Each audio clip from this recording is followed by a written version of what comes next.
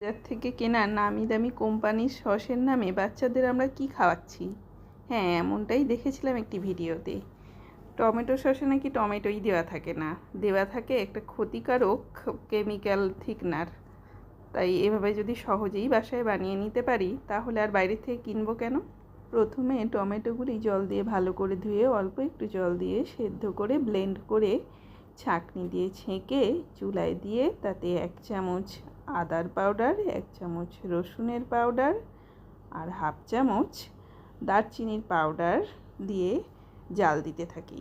কিছুক্ষণ জাল করার পরে এর সাথে দেই 1 চামচ কাশ্মীরি লাল মরিচের গুঁড়া, তারপর দেই স্বাদ মতো লবণ আর স্বাদ মতো চিনি।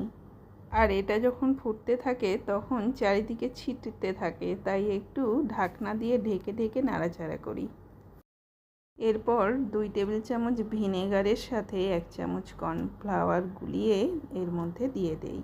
অনবরত নাড়াচাড়া করতে থাকি।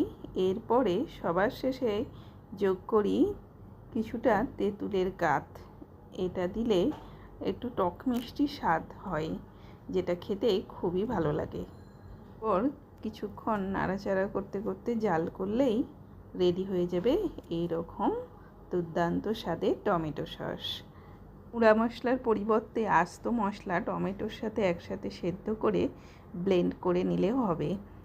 হাতের কাছে গুঁড়া মশলা ছিল দেখে আমি আস্ত মশলা ব্যবহার করিনি। ধন্যবাদ।